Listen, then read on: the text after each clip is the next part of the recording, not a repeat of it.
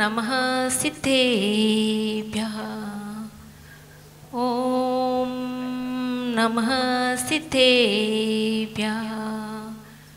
ॐ नमः सिद्धेभ्यः।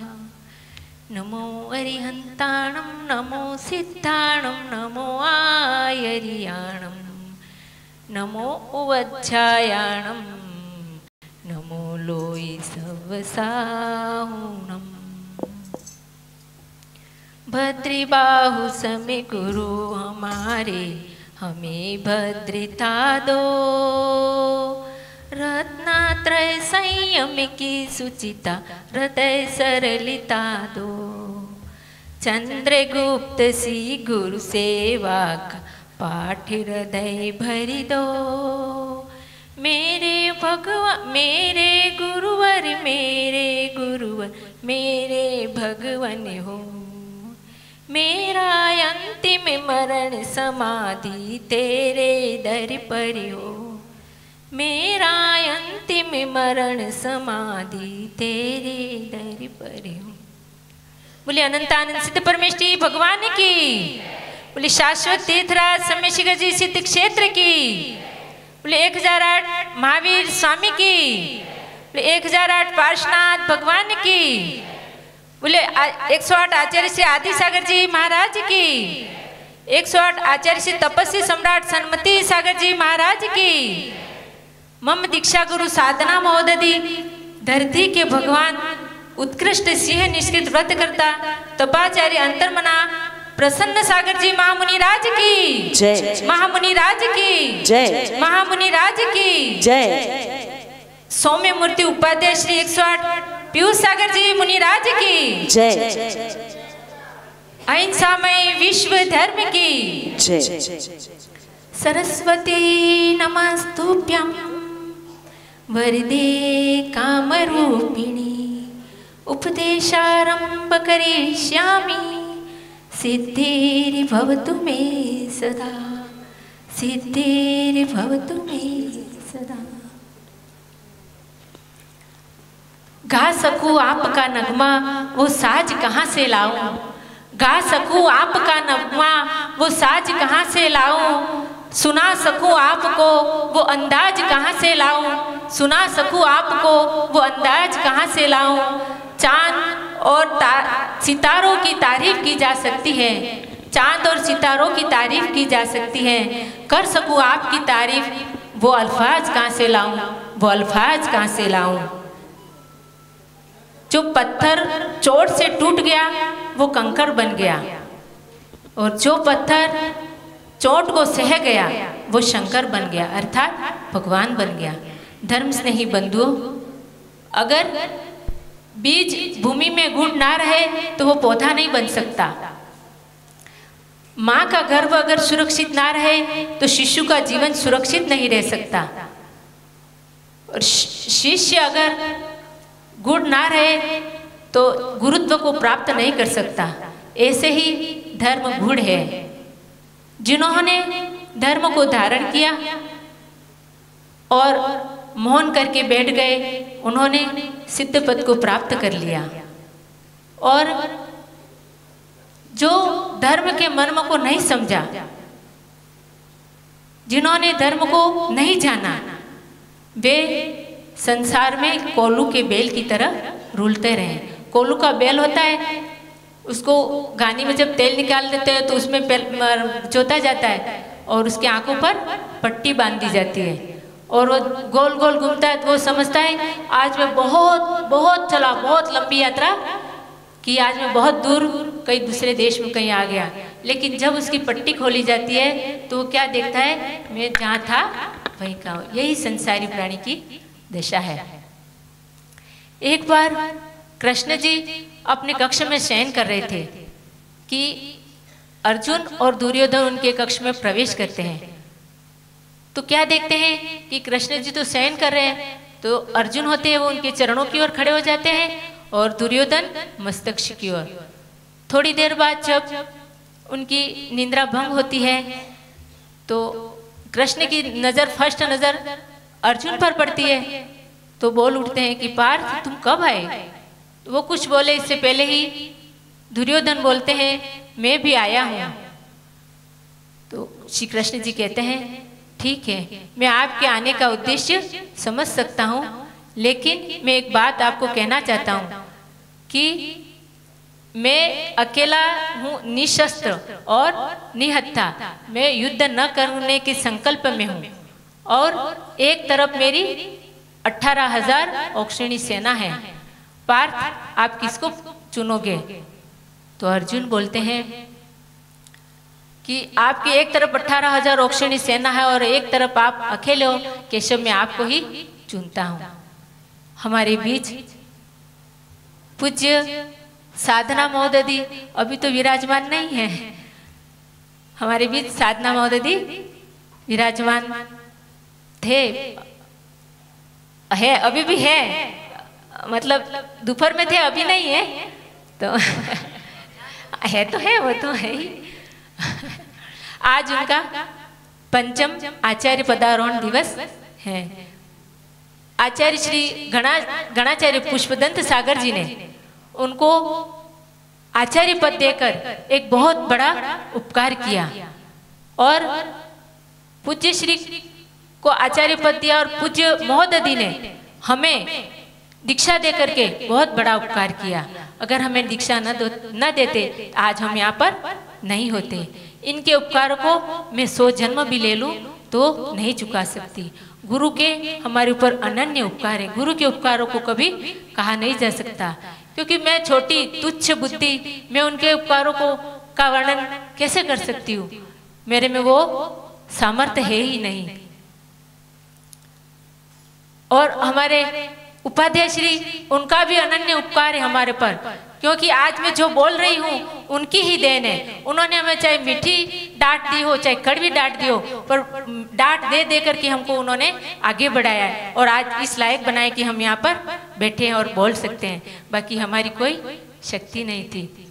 भगवती आराधना में आचार्य श्री शिवकोटि जी महाराज ने कहा है कि कोई अगर एक अक्षर का भी उपकार करता है तो इसके उपकार को कभी भूलना नहीं चाहिए। तो हमको तो पूज्य श्री ने शिक्षा दीक्षा सब कुछ दे करके इतना सब कुछ किया है, तो उनके उपकारों को तो हम नहीं भूल सकते। कहा है गुरु गोविंद दो खड़े काके लागू पाए, बलिहारी गुरु आपकी गोविंद दियो बताए। गोविंद तक पहुंचने का रास्ता बताने वाले गुरु ही होते हैं। अगर गुरु नहीं हो तो हम भगवान नहीं बन सकते। जैसे अर्जुन ने 18,000 औक्षणी सेना को न चुना और केवल कृष्ण को ही चुना, ऐसे ही पूज्य साधना महोदय ने कर्मों के समूह को नष्ट करने के लिए उत्कृष्ट सिंह निष्कृत व्रत को चुना।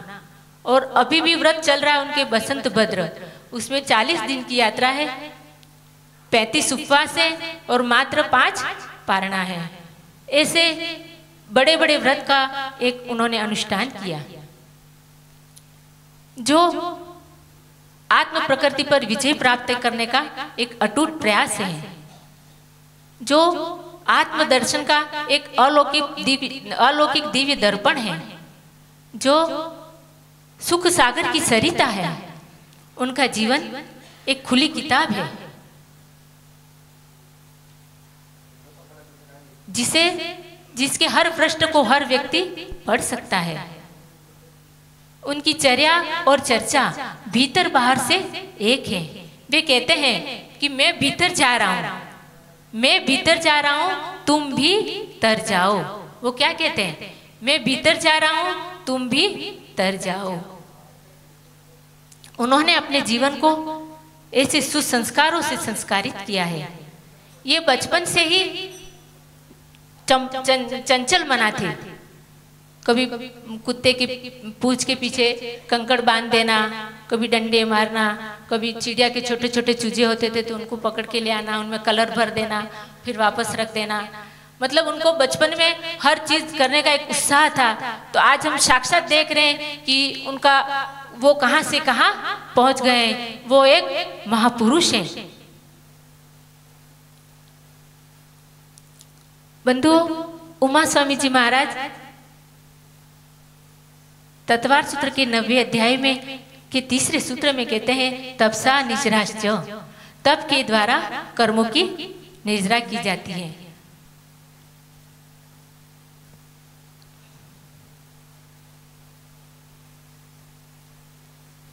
और ये उग्र से उग्र तप कर रहे हैं, ऐसा तप कर रहे हैं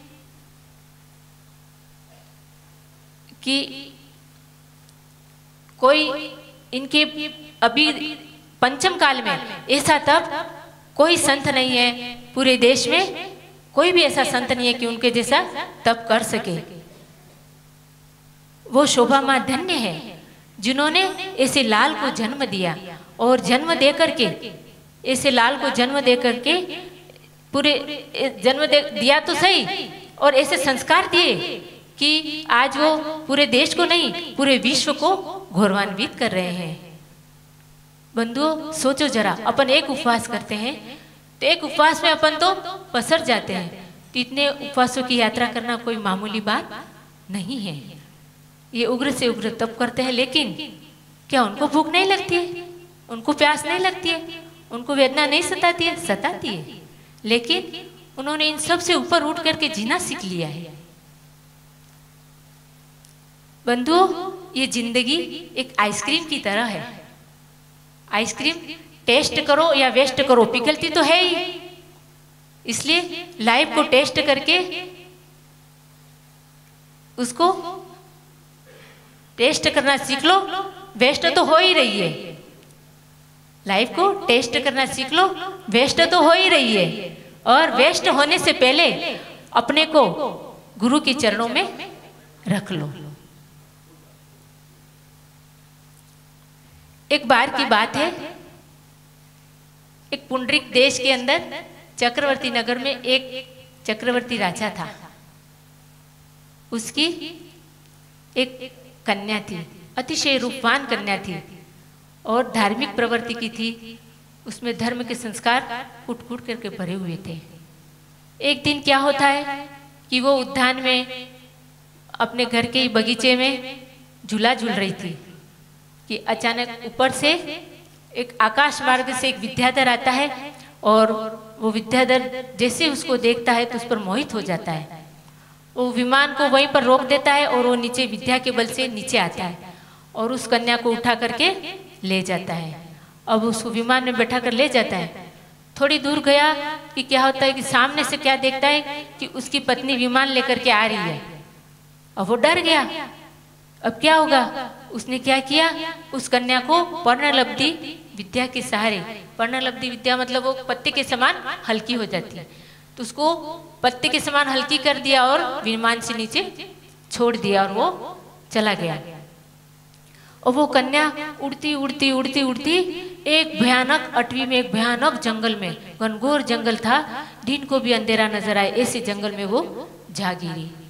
अब वो तो राजा की पुत्री थी, कुछ अनुभव था नहीं, कुछ जानती थी नहीं। अचानक इतना बड़ा संकट आया तो घबरा गई और रुदन करने लगी जोर जोर से। वो चारों तरफ देखे, कहीं भी निकलने का रास्ता नहीं था। उसका रुदन सुन करके सब जंगली जानवर, शेर, चीता, भेड़िया, भालू सब इकट्ठे हो गए और देखते हैं, आश्चर्य करते हैं कि ये ऐसी सुंदर कन्या यहाँ कैसे, इतने भयानक जंगल में। वो उसके पास बैठते हैं, वो तो रोती रोती बेहोश हो जाती है। थोड़ी देर बाद जब होश आता है तो वो जानवर को देखती है और फिर अंदर ही अंदर चिंतन करने लगती है कि अब मैं कहाँ आ गई, मैं कहाँ तो राजा की पुत्री, और ये क्या जंगल है, अब मैं कहाँ जाऊँगी, मैं क्या करूँगी, यहाँ तो मनुष्य तो कोई दिखता ही नहीं है, और ये सब जंगली जानवर दिख रहे, मैं इनके पास कैसे रहूँ, क्या करूँ। बस खूब अपने आप में चिंतन करती है। फिर अपने आप को ही मजबूत बनाती है कि अब कोई रास्ता तो दिख रहा नहीं है, कोई बंधु बांधव है नहीं, कोई मेरे माता पिता यहाँ है नहीं, अब ये जंगल में जो जानवर दिख रहे हैं शायद वही मेरे मित्र हो, या मेरा मित्र मेरा धर्म और मेरा परमात्मा है, इसके अलावा यहाँ पर अब कोई नहीं है। बस वो बेटी बेटी नमोकार महामंत्र का जाप करने लग जाती है। एक वृक्ष के नीचे बैठती है और जाप करने लग जाती है। और एक दिन, 2 दिन, फिर भूख सताती है। और वहाँ जंगल में खाना कहाँ खाए, अब सोचती है अब क्या करूं।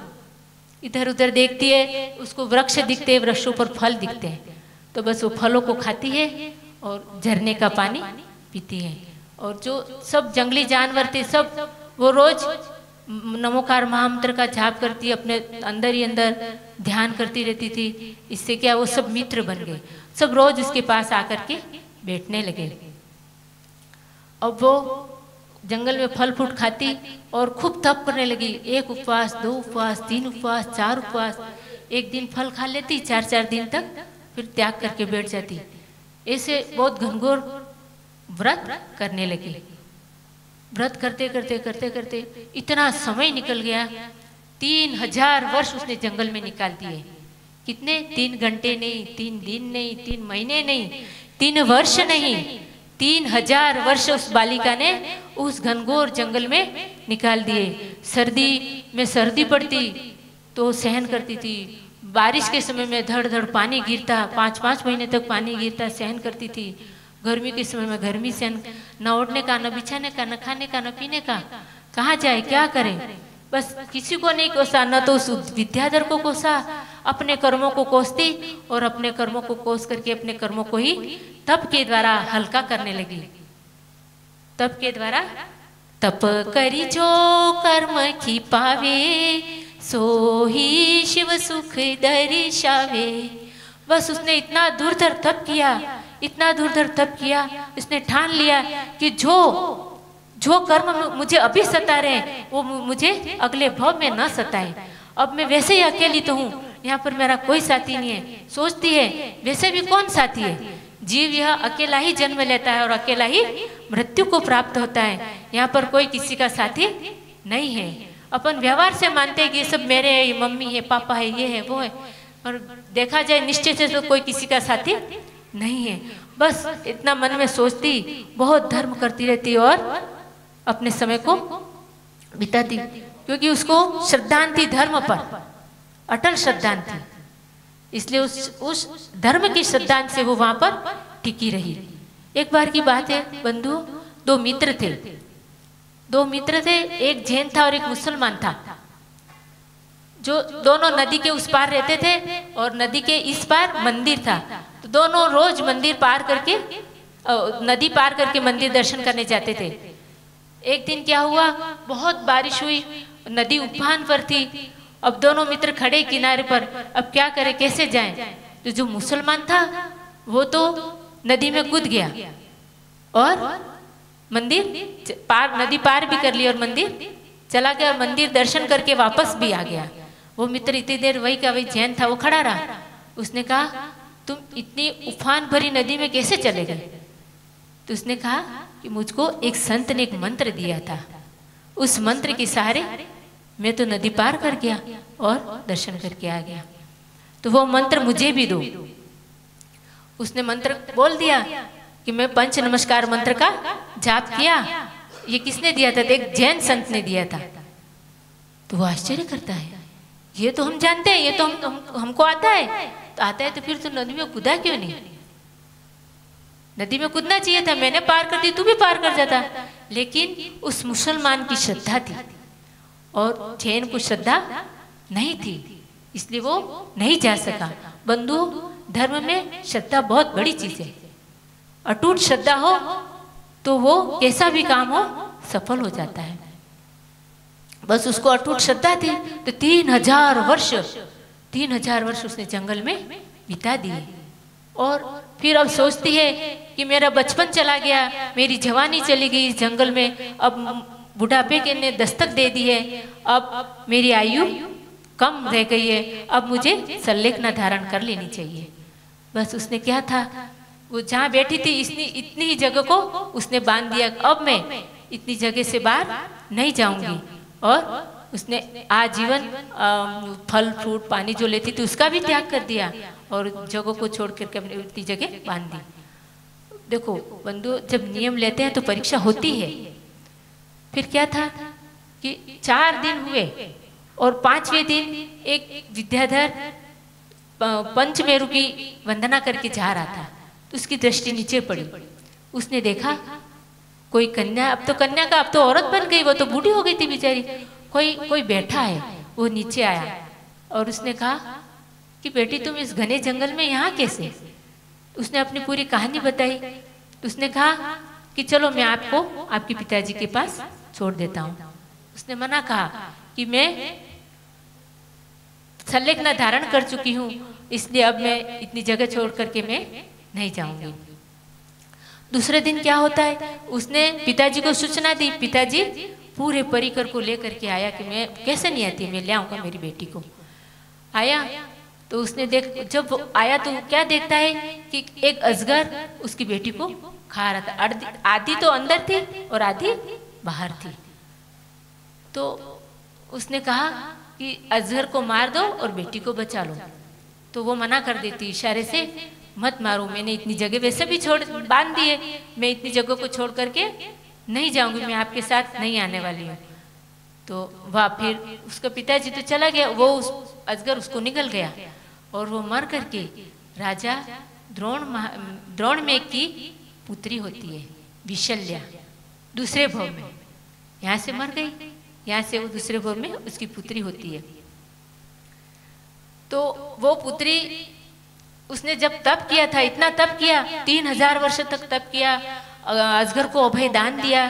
तो उसके प्रभाव से वो जो नहाती थी, उसके जल को, जो कोई बीमार है, कोई असाध्य रोग है, कोई असाध्य बीमारी है, उसका उपयोग करता था, तो उस जल के प्रभाव से वो ठीक हो जाता था, रोग ठीक हो जाते थे। इसलिए बंधुओं, यह जीव तप रूपी अग्नि में तपने से विशुद्ध और निर्दोष हो जाता है और वो निर्जरा, कर्मों की निर्जरा में कारण बनता है और वही निर्जरा मुक्ति का कारण बनती है। इसलिए हमें छोटे छोटे नियम, ज्यादा बड़े नहीं तो कोई नहीं, अपने शक्ति के अनुसार छोटे छोटे नियम लेकर के हमें आगे के लिए क्रम से हमें मुक्ति में कारण बनेंगे। इसलिए छोटे छोटे नियम हमें जरूर लेने चाहिए। बंधुओं, मैं चंद पंक्तियां पूज्य श्री गुरुदेव के चरणों में रखना चाहती हूँ। मेरे को गाना आता नहीं है, पर मेरी टूटी फूटी भक्ति है कि मेरे को भक्ति गुरु जी के चरणों में रखने की इच्छा रहती है। वो लड़की थी अनंगसरा, वो जो 3000 वर्ष तप किया, वो लड़की अनंगसरा थी और दूसरे भर में मर करके वो विशल्या बनी और विशल्या लक्ष्मण जी की पत्नी बनती है।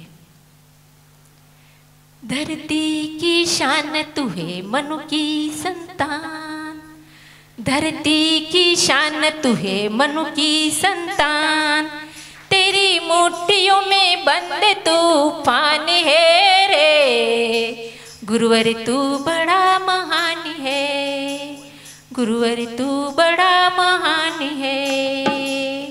तू जो चाहे पर्वत पहाड़ों को फोड़ दे, तू जो चाहे पर्वत पहाड़ों को फोड़ दे, तू जो चाहे नदियों के मुख को भी मोड़ दे। अमर तेरी प्राण, अमर तेरी प्राण मिला तुझको ये वरदान, तेरी आत्मा में स्वयं भगवान है रे, गुरुवर तू बड़ा महान है।